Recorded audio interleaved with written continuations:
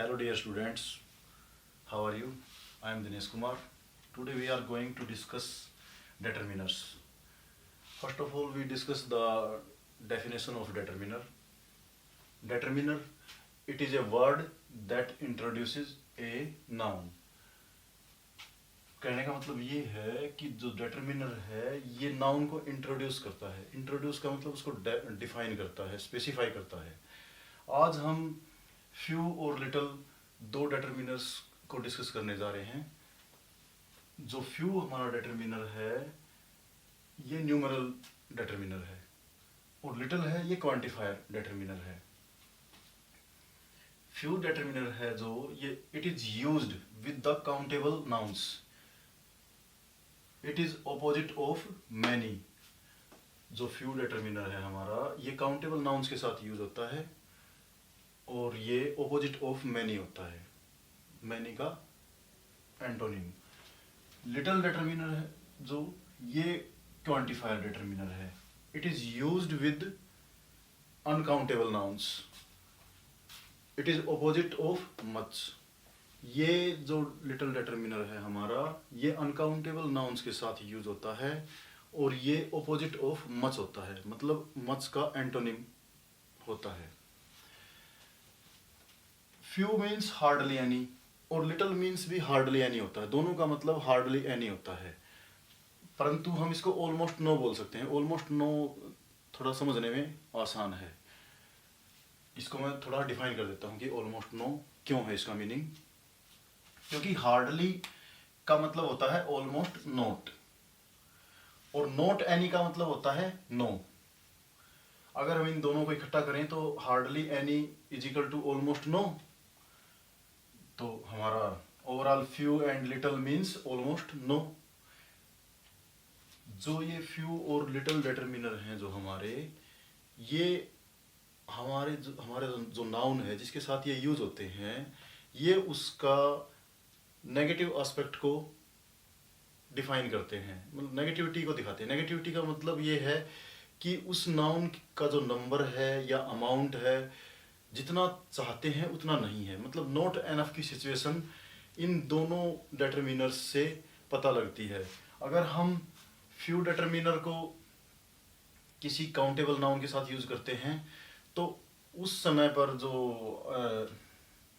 जो उस नाउन की जो वैल्यू होती है वो नेगेटिव होती है, मतलब नॉट एनफ की वैल्यू होती है. ऐसे ही लिटिल की भी अगर हम किसी अनकाउंटेबल नाउन के साथ अगर हम लिटिल का यूज करते हैं तो वहाँ भी उस नाउन की जो वैल्यू है वो नेगेटिव होती है, मतलब नॉट एनफ की सिचुएशन होती है.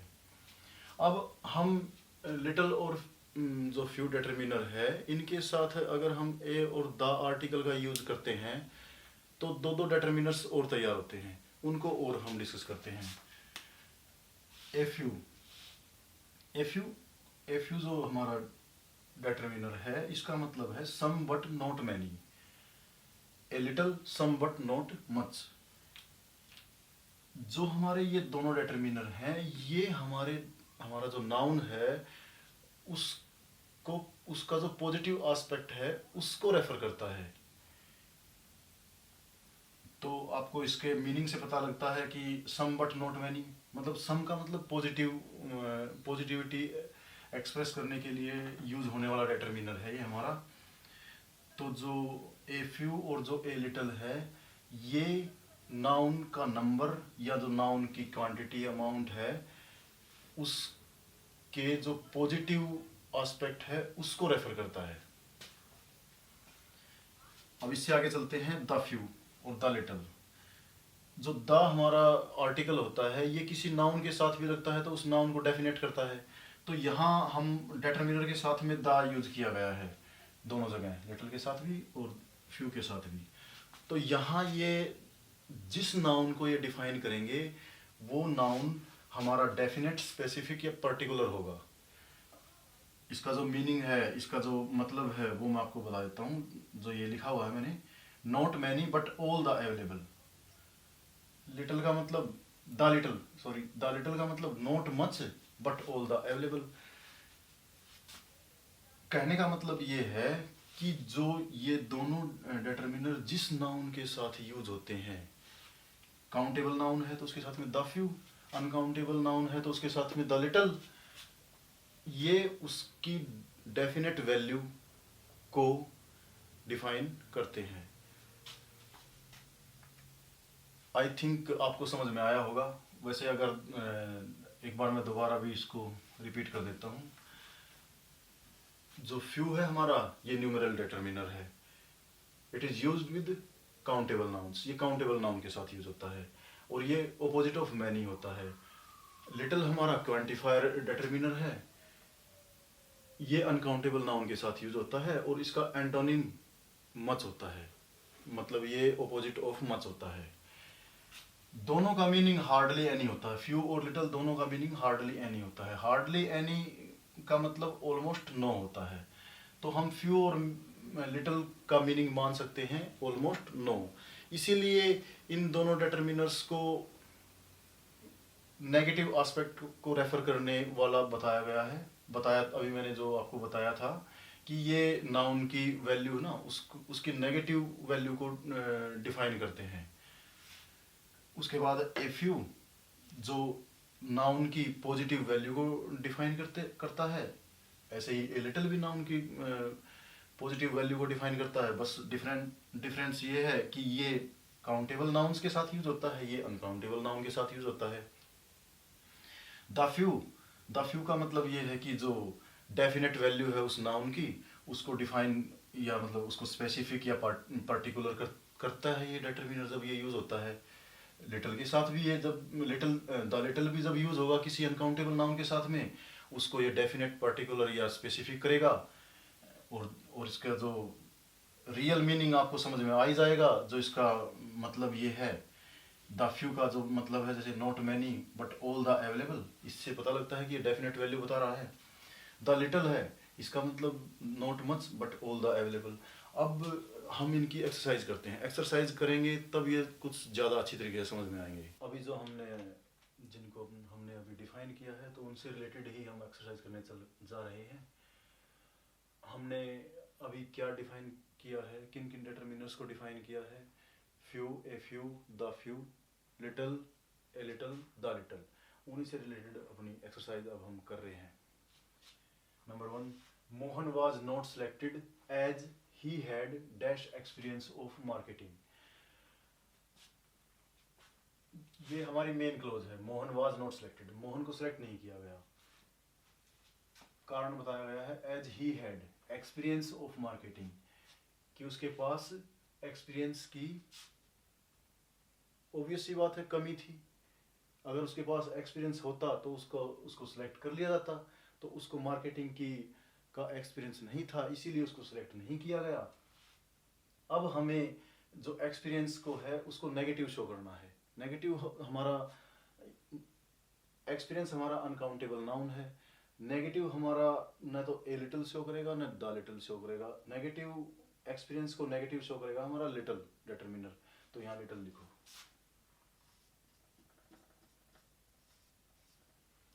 Mohan was not selected as he had little experience of marketing. Mohan को सिलेक्ट नहीं किया गया क्योंकि उसके पास एक्सपीरियंस की, मार्केटिंग में एक्सपीरियंस की कमी थी। इसका मतलब ये है। अब नेक्स्ट पे आते हैं। I saw Deepak dash days ago at a wedding ceremony. इसमें क्या है कि मैंने दीपक को देखा वेडिंग सेरेमनी में। जो एगो है ना, हमारा एडवर्ब ऑफ टाइम है, ये रेंज ऑफ टाइम को रेफर करने के लिए यूज होता है। तो यहाँ पे हमने ना पॉजिटिव टाइम को लिखना होगा।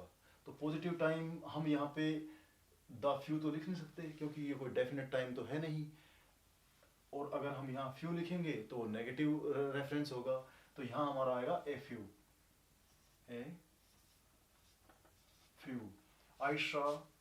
I saw Deepak a few days ago at a wedding ceremony. Next पे आते हैं। My brother has used up dash money that I gave him yesterday. मेरे भाई ने पैसे को यूज कर लिया that I gave him yesterday, जो मैंने उसको मतलब कल दिया था। जो that I gave him yesterday है ना, ये रिलेटिव क्लोज है। हम आगे की जो क्लासेस होंगी उसमें हम क्लोज पढ़ेंगे, तब आपको ज़्यादा समझ में आएगा। जो that I gave him yesterday है, ये मनी को डिफाइन कर रहा है। मनी को डिफाइन कर रहा है तो मनी हमारा कोई डेफिनेट मनी है। डेफिनेट मनी है तो डेफिनेट मनी के लिए हमने डेफिनेट डेटर्मिनर यूज करना होगा। मनी हमारा अनकाउंटेबल नाउन है, तो यहाँ पर हम क्योंकि हम फ्यू और लिटल से रिलेटेड ही डेटर्मिनर को यूज करना है, तो हम इनमें से हमारा द लिटल यूज होगा। फिर the little, my brother has used up the little money that I gave him yesterday. इसका मतलब ये हो गया कि मैंने अपने भाई को जो पैसा दिया वो उसने सारा यूज कर लिया। अब नेक्स्ट पे आते हैं। The city is not very well known so dash tourist come here. City well known नहीं है। सिटी वेल नोन नहीं है तो टूरिस्ट क्या करेंगे, आएंगे जब उनको पता ही नहीं लगेगा कि कोई सिटी है, ये वहाँ पर है ये सिटी जहाँ पर हमें जाना चाहिए घूमने के लिए। जब टूरिस्ट को पता ही नहीं लगेगा तो वहाँ टूरिस्ट कितने आएंगे, न के बराबर आएंगे टूरिस्ट। तो यहाँ पर हमें नेगेटिव मीनिंग कन्वे करना है। तो यहाँ पर so few tourists come here. City is not very well known, the city is not very well known so few tourists come here. इसका मतलब ये हो गया कि सिटी वेल नोन नहीं है तो इसीलिए वहाँ टूरिस्ट्स न के बराबर आते हैं। नेक्स्ट पे आते हैं। I didn't have any knowledge of computer but Anil dash. I didn't have any knowledge of computer, मुझे कंप्यूटर की नॉलेज नहीं है। बट अब यहाँ बट हमारा एडवर्सेटिव कंजक्शन होता है। जो पहले वाली स्टेटमेंट में जो बात कही गई है उसके एडवर्स बात आगे होगी। तो मुझे कंप्यूटर की नॉलेज नहीं है, तो अनिल को है नॉलेज, तो है नॉलेज तो उसको पॉजिटिव, इसको हमने पॉजिटिव दिखाना है कि नॉलेज है इसके पास। तो इसको हम लिखेंगे Anil, but Anil had a little. Anil को है नॉलेज। अब नेक्स्ट पे आते हैं। He had to suffer for dash mistakes that he had made in his childhood. He had to suffer for mistakes, मतलब उसको उसकी जो गलतियां हैं ना, उन गलतियों के कारण उसे सफर करना पड़ा। that he had made in his childhood, जो मिस्टेक है ना उसको डिफाइन कर रही है ये क्लोज हमारी। that he had made in his childhood, ये रिलेटिव क्लोज है जो मिस्टेक को डिफाइन कर रही है।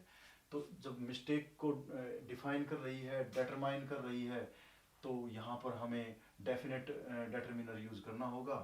he had to suffer for the few mistakes that he had made in his childhood, उसे सफर करना पड़ा अपनी मिस्टेक्स के लिए जो उसने अपने बचपन में की थी। नेक्स्ट पे आते हैं। Saral is an intelligent student so he has dash problems with geography.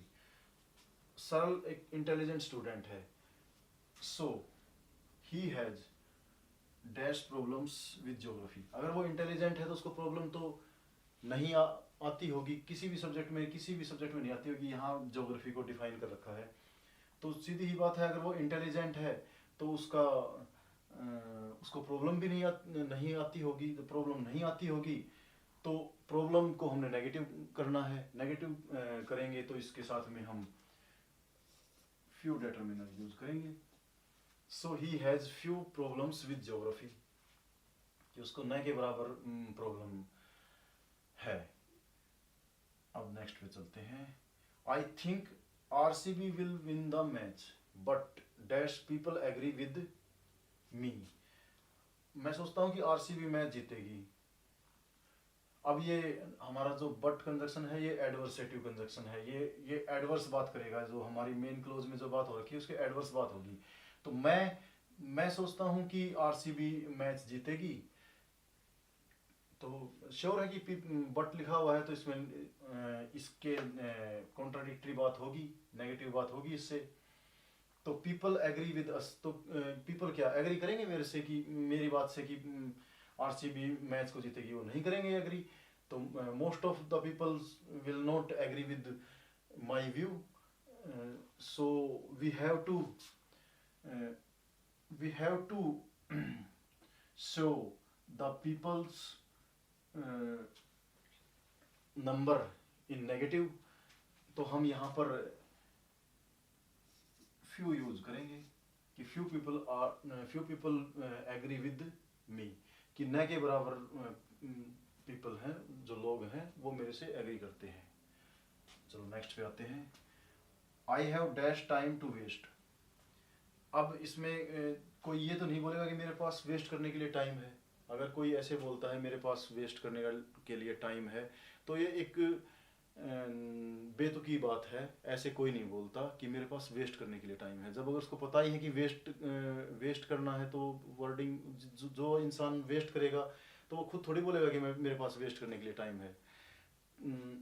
Time तो यूज किया जाता है, तो इसका पॉजिटिव मीनिंग के लिए यूज हो रखा है ये सेंटेंस। इसमें इस तरीके की बात नहीं है। इसका मतलब ये है कि मेरे पास टाइम नहीं है वेस्ट करने के लिए। तो हमें वेस्ट न करने वाले टाइम को डिफाइन करना है, उसको यहाँ पर डिफाइन करना है। तो वो वेस्ट न करने वाला टाइम को हमने नेगेटिव करना होगा ना, कि तो अब हम यहाँ क्या करेंगे? आई हैव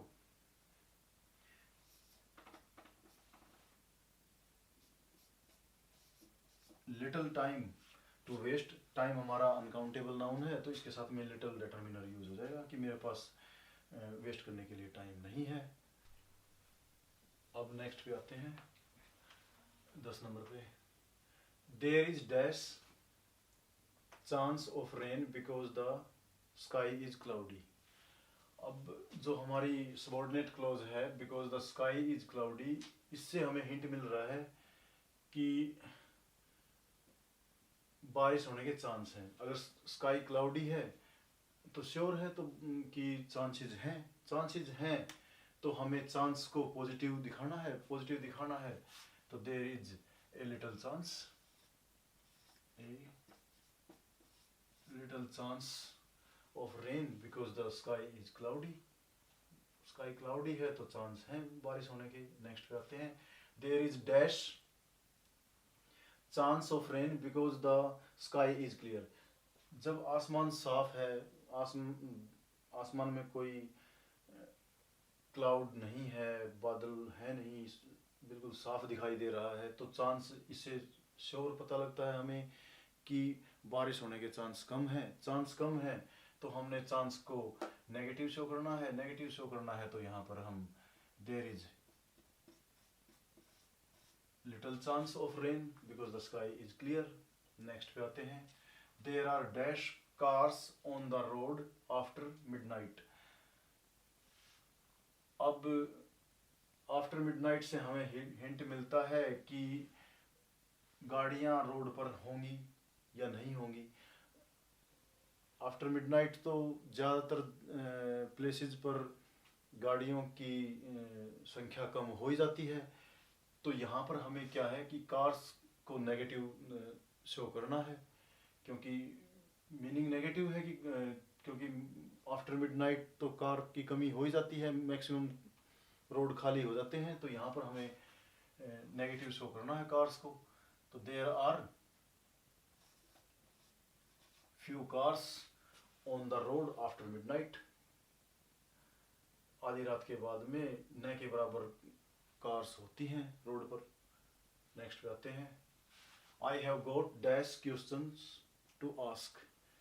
अब जो हमारा ये इन्फिनेटिव है, इससे पता लगता है कि क्वेश्चंस टू आस्क क्वेश्चन पूछने के लिए हैं। तो सीधी ही बात है कि क्वेश्चन हमारे पास हैं तो हमने क्वेश्चन को पॉजिटिव शो करना है। डेफिनेट तो हमने करना नहीं क्वेश्चन को, क्योंकि डेफिनेट डेफिनेट क्वेश्चंस को डेफिनेट करने से रिलेटेड तो कोई बात लिखी नहीं है, किंतु क्वेश्चंस आस्क हैं, आई हैव गोट, मेरे पास है क्वेश्चन पूछने के लिए, तो यहाँ पर क्वेश्चंस को पॉजिटिव दिखाना है तो a few, I have got a few questions to ask. Next पे आते हैं, dash public gardens that we have are not maintained properly. यहाँ पर क्या है कि dash public gardens that we have, जो दैट वी हैव है ये रिलेटिव क्लोज है। ये जो रिलेटिव क्लोज होती है ये एडजेक्टिव का काम करती है, और ये किसको डिफाइन कर रही है, ये हमारे पब्लिक गार्डन्स को, पब्लिक गार्डन्स को डिफाइन कर रही है। तो इसने क्या किया कि हमारे पब्लिक गार्डन्स को कर दिया डेफिनेट, तो डेफिनेट कर दिया तो हमें यहाँ पर डेफिनेट डिटरमिनर यूज करना होगा। गार्डन्स हमारे काउंटेबल नाउन्स होते हैं, तो यहाँ पर हम लिखेंगे the few public gardens that we have are not maintained properly. अब इसमें क्या है कि द फ्यू पब्लिक गार्डन्स का जो प्रेडिकेट है आर नॉट मेंटेन्ड प्रॉपरली है, और जो दैट वी हैव है ये रिलेटिव क्लोज है जो गार्डन्स को डिफाइन कर रही है। तो मीनिंग हो गया इसका कि the few public gardens that we have are not maintained properly, कि हमारे पास जो पब्लिक गार्डन्स हैं, जो पब्लिक गार्डन्स हैं वो सही तरीके से मेंटेन्ड नहीं है। नेक्स्ट पे आते हैं, I can't express my gratitude in dash words. अब इसमें लिखा गया है कि मैं अपना आभार व्यक्त नहीं कर सकता, मतलब कुछ वर्ड्स में को डिफाइन करना है, तो वर्ड्स हमारे पॉजिटिव हैं, तो यहाँ पर हम लिखेंगे a few words. I can't express my gratitude in a few words. Dash remarks that he made were very emotional. इसमें जो that he made ये हमारी रिलेटिव क्लोज है, ये रिमार्क्स को डिफाइन कर रही है, रिमार्क्स को डिफाइन कर रही है, तो ये रिमार्क्स को डेफिनेट कर रही है, डेफिनेट कर रही है, तो हमें इसको डेफिनेट आर्टिकल डेफिनेट डिटरमिनर इसके साथ यूज करना होगा। तो हम यहाँ लिखेंगे the few remarks that he made were very emotional. उसने कुछ जो बोला, जो रिमार्क्स दिए वो इमोशनल थे। नेक्स्ट पे आते हैं, I have already spent dash money that I had. अब इसमें जो दैट आई हैड लिखा है ये रिलेटिव क्लोज है, ये हमारे मनी को डिफाइन करती है, मनी के लिए यूज हो रखा है ये दैट आई हैड, मनी को डिफाइन करने के लिए। तो हमारा मनी डेफिनेट हो गया, तो द लिटिल,